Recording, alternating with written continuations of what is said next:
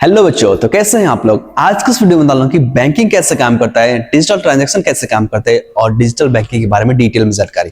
क्योंकि इस फील्ड से रिलेटेड बहुत ज्यादा क्वेश्चन पूछे जाते हैं ट्रिपल सी को लेकर के, और बहुत सारे एग्जाम्स में इसकी जानकारी दी जाती है जो बहुत जरूरी होता है, और आपको इसके टॉपिक्स काफी क्लियर लगेंगे, आप आसानी से सीख सकते हो।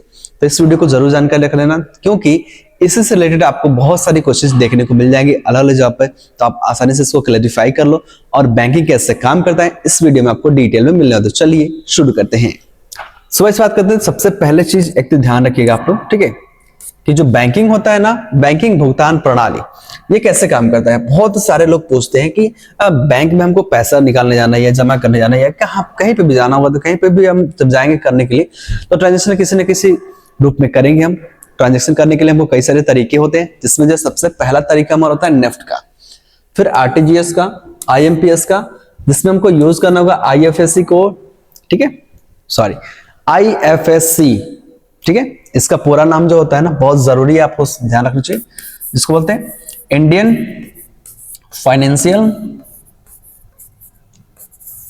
सिस्टम कोड, ठीक है। तो बहुत सारे लोग गलत बोलते हैं इंडियन फाइनेंशियल सिस्टम कोड, बोलते हैं हम आईएफएससी फिर कोड, जबकि ये गलत है। गलत सही क्या है हमारा, तो इंडियन फाइनेंशियल सिस्टम यानी कि आईएफएस कोड होता है, ठीक है। तो ये चीज को क्लैरिफाई करने के लिए मैंने जो इसको रखा हुआ था इसमें, ठीक है, ध्यान रखिएगा।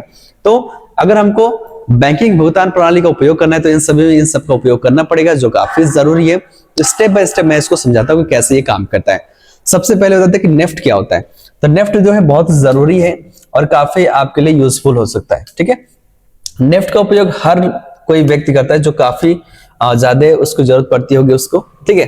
तो डिजिटल भुगतान प्रणाली में काफी सारे परिचय आपको देखने को मिलेगी। मान लो कि अगर हम डिजिटल भुगतान करना चाहते हैं तो किसी न किसी बैंक खाते के रूप में करेंगे, ऑनलाइन पेमेंट के थ्रू में करेंगे, या हम किसी ऐसे तरीके का उपयोग करेंगे जिससे हम पैसे को किसी दूसरे बैंक खाते में ट्रांसफर कर सके। बहुत जरूरी ये चीज, ठीक है। तो वो चीज होता है। साथ ही में जो हम ट्रांसफर करते हैं ना, वो चीज के लिए काफी जरूरी होता है। भारतीय रिजर्व बैंक द्वारा हम इसको रजिस्टर करके यूज करते हैं, ठीक है। आरबीआई के गाइडलाइन के हिसाब से हम पैसे को ट्रांसफर कर सकते हैं, उसके अलावा दूसरा ऑप्शन नहीं होता है। यह सबसे सुरक्षित और तेज है, जिससे जो हम बहुत आसानी से किसी भी डेटा को, अपने पैसे को ट्रांसफर कर सकते हैं इलेक्ट्रॉनिक रूप में, ठीक है। मान लेते हैं कि कोई व्यक्ति है फर्स्ट पर्सन, ठीक है, सो फर्स्ट पर्सन में उसका अकाउंट है, ठीक है, और उसके पास क्या है आईएफएस, ठीक है, आईएफएससी कोड। फिर सेकेंड वाले व्यक्ति के पास भी सेम चीज है, सेकेंड अकाउंट है, उसके पास भी अकाउंट नंबर है, ठीक है, और आईएफएससी, ठीक है। इसके बीच में हमको चाहिए होता है प्लेटफॉर्म, जिसके माध्यम से हम क्या करते हैं, पैसे को ट्रांसफर करते हैं। काफी जरूरी है, ठीक है। तो फर्स्ट व्यक्ति क्या करता है, दो तरीके से ट्रांसफर करता है। एक उसको चाहिए अकाउंट नंबर, दूसरा चाहिए उसको आईएफएससी, ठीक है। दूसरे व्यक्ति के पास उसका अकाउंट नंबर ऑलरेडी है, उसके अकाउंट में वो पैसा चला जाता है, ठीक है। तो इस तरीके से हमारी क्या होता है, ट्रांसफर करने की एक सुविधा मिल जाती है जो ऑनलाइन होती है, जिसको हम डिजिटल भुगतान कहते हैं, ठीक है। ये चीज जो है ऑनलाइन वे में होता है, चाहे अपन मोबाइल फोन से करो, लैपटॉप से करो, या पीसी से, किसी से भी अगर आप पेमेंट कर रहे हैं, ठीक है, तो उसको बोलते हैं डिजिटल भुगतान प्रणाली, ठीक है। ध्यान देने वाली चीज है, ठीक है। तो सबसे पहले बात करते हैं नेफ्ट की। नेफ्ट को बोलते हैं नेशनल इलेक्ट्रॉनिक फंड ट्रांसफर, ठीक है, काफी जरूरी है। नेशनल इलेक्ट्रॉनिक फंड ट्रांसफर जो काफी जरूरी है और ये हर व्यक्ति यूज करता है, हर व्यक्ति के पास ये फैसिलिटीज होती ही है, ठीक है। बैंक से बैंक में पैसा ट्रांसफर करने के लिए हम क्या यूज करते हैं, तो नेफ्ट प्रणाली का उपयोग करते हैं, ठीक है। काफी जरूरी है, ये बहुत ध्यान देने वाली चीज है। इसमें कुछ चार्जेस भी कटे जाते हैं, तो भी ये आपको बताने वाले हैं, ठीक है। आधे घंटे के बैच में प्रोसेस होता है, ठीक है। मान लेते हैं कि किसी का बैंक अकाउंट है, सॉरी, ठीक है। अब किसी के बैंक अकाउंट में 10,000 रुपए इसमें जमा करना है, ठीक है। अगर हम नेफ्ट के माध्यम से करते हैं, ठीक है, तो अप्रोक्स 30 मिनट में उसका पैसा उसके खाते में चला जाता है, ठीक है। और कभी कभी जो है वो क्या होता है, टाइम एक्सटेंड हो जाता है, 24 घंटे के अंदर कभी भी हो सकता है, ठीक है। तो नेफ्ट का उपयोग ये करता है, ठीक है। नेफ्ट प्रणाली हमारा ये होता है। साथ ही में न्यूनतम राशि सीमा नहीं है, यानी कि 1 रुपये भेजिए, 10 रुपये भेजिए, ठीक है, 100 रुपये भेजिए, ठीक है, 200 भेजिए, ठीक है। लेकिन अधिक से अधिक इसमें जो है 2 लाख की होती है, ठीक है, 2 लाख, ठीक है। अधिक से अधिक हम 2 लाख तक भेज सकते हैं, या उससे भी अधिक भेज सकते हैं। पर उस पर चार्जेस कटते हैं, जनरली है ये चार्जेस कटते हैं, ठीक है। कम से कम हमारा 10 रुपए 20 रुपए हो सकता है, ठीक है। ये 24/7 उपलब्ध होता है, बैंक के अंदर होता है, हमेशा ध्यान रखिएगा 24/7 ये वर्क करता है, काफी जरूरी है, ठीक है। तो बैंक में अगर आप जाते हो तो नेफ्ट कराओगे तो 24/7 ये वर्क करेगा और आपके लिए काफी अच्छे से अवेलेबल रहेगा ये चीज, ठीक है। तो नेफ्ट का काम क्या होता है, तो उसके लिए जो है एक फैसिलिटीज होती है, ध्यान रखिएगा। उसको चाहिए बस नेफ्ट करने के लिए अकाउंट नंबर चाहिए और दूसरा क्या IFS कोड चाहिए, ठीक है, जिसको हम बोलते हैं IFSC, ठीक है। तो दो चीज चाहिए होता है किसी भी बैंक में नेफ्ट करने के लिए, किसी भी पैसे को ट्रांसफर करने के लिए, ठीक है। ये हर जगह पे लगता है। साथ ही में अब बात करते हैं RTGS की, जिसको बोलते हैं रियल टाइम ग्रॉस सेटलमेंट, ठीक है। रियल टाइम ग्रॉस सेटलमेंट ये काफी जरूरी है और ये बिजनेसमैन ज्यादा उपयोग करते हैं, ठीक है। तो बड़ी राशि को ट्रांसफर करने के लिए उपयोग किया जाता है। न्यूनतम राशि कितनी है, तो 2 लाख रुपए, यानी कम से कम बस 2 लाख रुपए हम ट्रांसफर कर सकते हैं, जो किसके माध्यम से होगा, तो RTGS के माध्यम से होगा, ठीक है। अब जो है ये ट्रांसफर तुरंत हो जाता है, जिसको हम रियल टाइम भुगतान कहते हैं, ठीक है। और ये कब काम करता है, तो 24/7 नहीं अवेलेबल रहता है, ठीक है। 24/7 नहीं रहेगा, यानी जिस दिन बैंक खुला रहेगा, ठीक है, उस दिन इस टाइम पर यानी सुबह 8 बजे से लेकर के शाम को 4:30 बजे के बीच जो है आप पैसे को ट्रांसफर कर सकते हो, ठीक है। समझ में आ गया। तो 24/7 ये अवेलेबल होता ही नहीं है, यानी कि अगर हम मंडे को ओपन कर रहे हैं, हमारा बैंक जिस दिन खुला रहेगा उस दिन से लेकर के अगर फ्राइडे हो गया, ठीक है, सैटरडे भी अगर खुलता है बैंक तो उस दिन भी काम कर देगा, लेकिन कब, सुबह 8 बजे से लेकर के शाम को 4:30 बजे के बीच क्या करता है, तो रियल टाइम भुगतान सेवा ये काम करता है, जरूरी है, ठीक है। तो ये चीज भी आपको जानना जरूरी है, ये बिजनेसमैन के लिए काफी जरूरी होता है, ये यूजफुल है और काफी बेटर तरीके से काम करता है, क्योंकि उस टाइम पे बैंकिंग जो सेवाएं होती है ना, मैनेजर के हाथ में होती है, जो मैनेजर देखता है और उस टाइम पे उसको तुरंत वेरीफाई करता है और ट्रांसफर करता है पेमेंट, तो तुरंत पैसा ट्रांसफर होता है, जिसको बोलते हैं RTGS करना, रियल टाइम ग्रॉस सेटलमेंट। समझ में आ गया। तो ये चीज आप नोट डाउन कर सकते हो, ठीक है। अब बात करते हैं अगला जो हमारा है वो है IMPS, ठीक है। IMPS इमीडिएट पेमेंट सर्विस, जो काफी जरूरी है, ठीक है। ये हमारा UPI की तरह काम करता है, UPI, ठीक है। UPI बहुत सारे लोग यूज भी करते हो आप लोग ना, फोन पे गूगल पे होता है, ठीक है। तो UPI को बोलते हैं यूनिफाइड पेमेंट इंटरफेस, ठीक है, यूनिफाइड पेमेंट इंटरफेस, जिसके माध्यम से क्या करते हैं, अपना फोन पे से गूगल पे से पैसा ट्रांसफर करते हैं। जो UPI के हमारा एक तरह का कोड है, जिसके माध्यम से हमारा पैसा एक बैंक से दूसरे बैंक में पैसा चला जाता है। इसको चलाता है कौन है, तो चलाता है हमारा NPCI, national payment corporation of India के द्वारा हमारा UPI चलता है, साथ ही में कौन चलता है, तो IMPS चलता है, ठीक है, NPCI, ठीक है। ये जो है ट्रांजैक्शन को देख रेख करता है कि कब किसको पैसा भेजना है, किस तरीके से भेजना है, किस तरीके से वेरिफिकेशन करना है, ठीक है, ध्यान रखिए। तो ये जो है तुरंत सेवा करता है, तुरंत पैसा भेजने का काम करता है, साथ ही में 24/7 365 डेज ये चलता ही रहता है, ठीक है। जैसे हमारा UPI है, मोबाइल नंबर या अकाउंट नंबर से पैसा ट्रांसफर करने के लिए उपयोग होता है, मोबाइल बैंकिंग का भी उपयोग कर सकते हैं, ठीक है। अधिकतम सीमा इसमें बस 2 लाख रुपए है, ठीक है, यानी हम 2 लाख रुपए से अधिक पैसा नहीं भेज सकते, 2 लाख से जैसे ऊपर होगा पैसा नहीं जाएगा। इसको बोलते हैं इमीडिएट पेमेंट सर्विस, तुरंत पैसा भेजने का काम करता है, ठीक है। जैसे हमारा UPI में भी हमारा कुछ लिमिट रहता है कि 1 लाख से अधिक का हम ट्रांजेक्शन नहीं कर सकते, 10,000 से ज्यादा का ट्रांजेक्शन नहीं कर सकते, 2,000 से ज्यादा का ट्रांजेक्शन नहीं कर सकते, ठीक है। लेकिन IMPS में 2 लाख से अधिक का पेमेंट हम नहीं कर सकते, नियम है ये चीज, ठीक है। अगर हमको 2 लाख से अधिक का पेमेंट करना है तो कब करना पड़ेगा, तो RTGS करना पड़ेगा, ठीक है।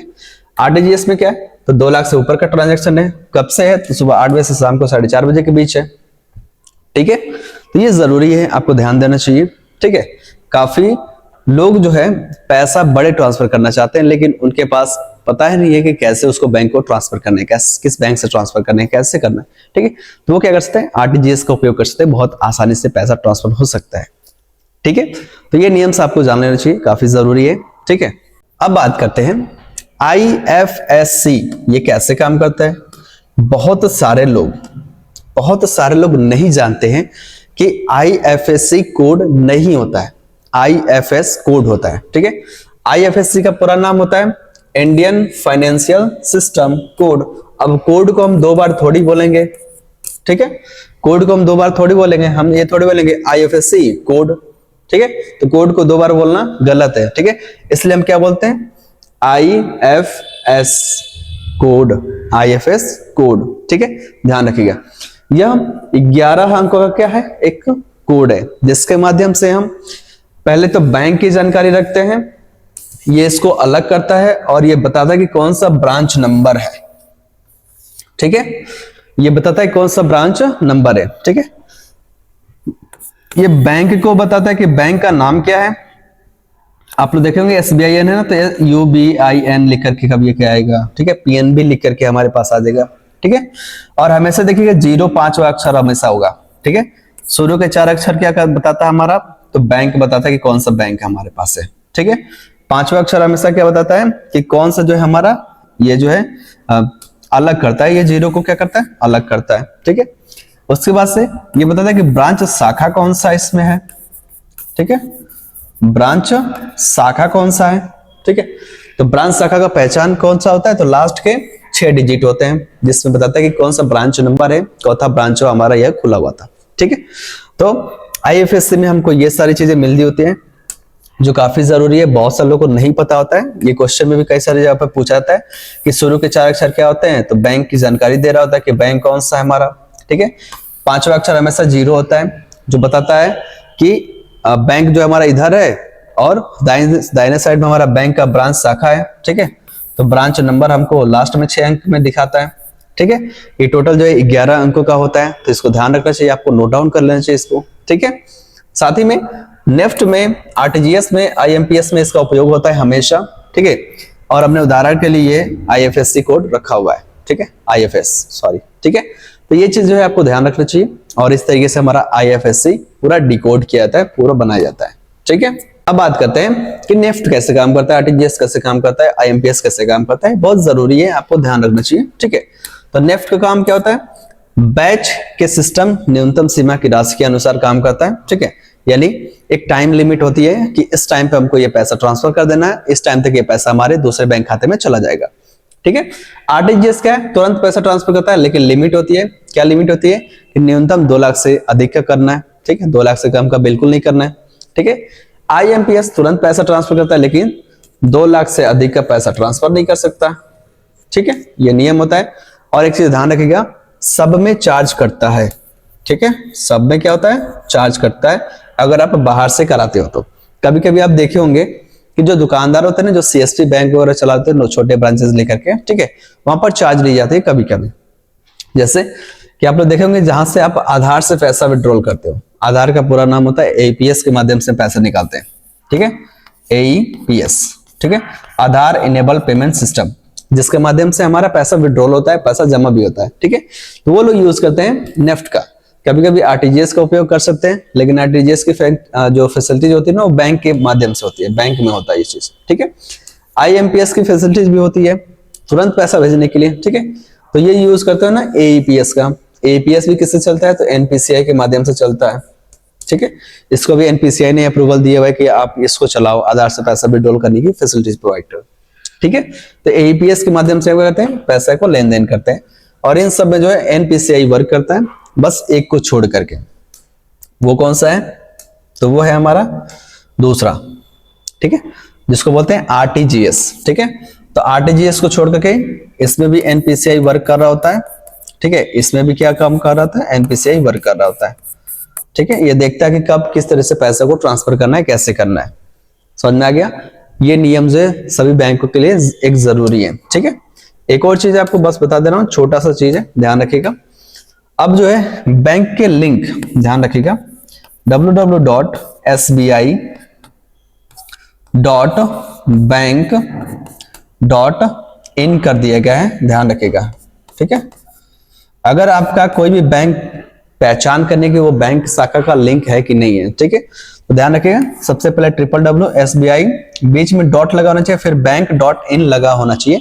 ऐसे ही हम पीएनबी की बात करें तो पीएनबी, ठीक है, .बैंक.in लगा होना चाहिए, .com लगा होना चाहिए। जिससे जो है हमको पहचान होगी कि जब भी बैंक लगा होगा कहीं पे भी, ठीक है, यानी कि वो क्या है, बैंक शाखा का जो है हमारा मेन ब्रांच है या उसका लिंक है जहां पर हम इसको एक्टिवेट कर रहे हैं, ध्यान रखिएगा। क्योंकि बहुत सारे क्या हो रहे हैं ना, फेक जो है बैंक की वेबसाइट बनाई गई है जो यूज की जाती है। वैसे ये चीज जो है आपको बैंकिंग फैसिलिटीज में ही देखने को मिल जाएगी, जो यूजफुल होता है, काफी जरूरी होता है आपके लिए बेटर से, ठीक है। सो आई होप जानकारी अच्छी लगी तो इस वीडियो को शेयर कर लेना फ्रेंड्स के साथ। साथ ही में अगर आप ग्राफिक डिजाइनिंग सीखना चाहते हो तो भलुनी क्षेत्र में आकर के हमारे संस्था पर आसानी से एडमिशन लेकर सीख सकते हो, आपके लिए काफी बेटर रहेगा। सो मिलते हैं अगले वीडियो में, तब तक जय हिंद, वंदे मातरम।